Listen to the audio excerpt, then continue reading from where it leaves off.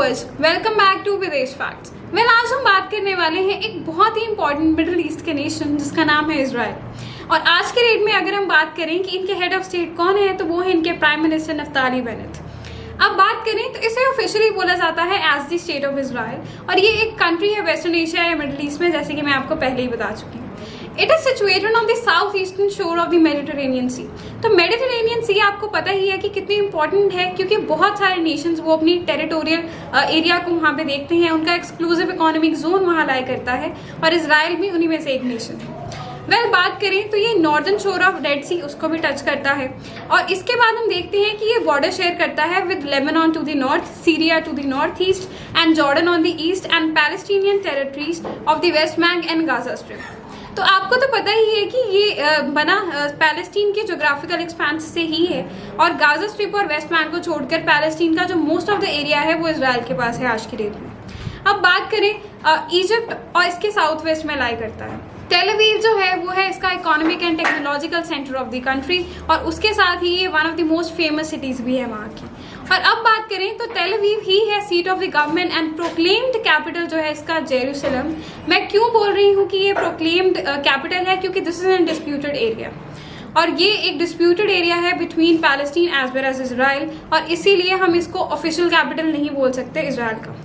Although international recognition of the state sovereignty is limited और हम देखते हैं कि दोनों ही स्टेट्स की बहुत लिमिटेड सोवरेनिटी है और देखा जाता है कि बहुत बार इलीगल इंक्रोचमेंट्स की कोशिश होती है जिसे यूएन में उठाया जाता है। इजराइल के पास एक एविडेंस है of the earliest migration of hominids out of Africa. Canaanite tribes की बात करें तो ये आर्कियोलॉजिकली अटेस्टेड हैं since the middle bronze age और इनकी हम देखते हैं कि बहुत सारे आर्टिफैक्ट्स भी हमें देखने को मिलते हैं in the state of Israel. While the kingdom of Israel और जूडा जो है ये इमर्ज हुए थे ड्यूरिंग द आयरन एज। अब न्यू एजरियन एम्पायर की बात करें तो इन्होंने डिस्ट्रॉय कर दिया था इजराइल को अराउंड 720 BCE। जूडा और जिसे हम आज की डेट में हम देखते हैं कि एक बहुत इंपॉर्टेंट सिटी बन चुका है, इसे लेटर कॉन्कर कर लिया था by the Babylonian empire and Persian and Hellenistic empires. अब आप जानते ही हैं कि हेलेनिस्टिक एम्पायर के एक बहुत इंपॉर्टेंट रूलर थे जिसका नाम था अलेक्जेंडर द ग्रेट और ये वही रूलर थे, उन्होंने भी एक टाइम पे इसे कॉन्कर किया था और हम जानते हैं कि उसके बाद ही एग्जिस्ट करता रहा है as an Jewish autonomous province.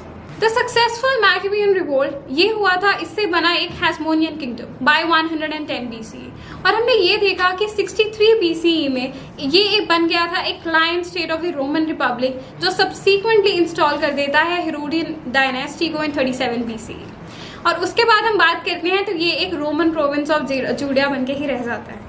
अब बात करें जो जूडिया है ये लास्ट करता है as a Roman province until the failed Jewish revolts resulted in the wide spread destruction. उसके बाद ये कंट्री कुछ टाइम तक डिस्ट्रक्टेड ही रहा और हमने ये देखा कि ज्यूइश पॉपुलेशन जो है वो यहाँ से एक्सपेल हो जाती है। अब बात करें कि जो रिमेनिंग रीजन था यहाँ का उसे सीरियन पेनिनसुला में ऐड कर लिया गया था उस time. This was all about Israel, and if you want that we should bring a dedicated video on a topic of your choice, then don't forget to leave the name of the topic in the comment section and we will bring a video on that as soon as possible. On that same note, thank you so much for watching. Don't forget to like, share and subscribe to our channel. It's a wrap.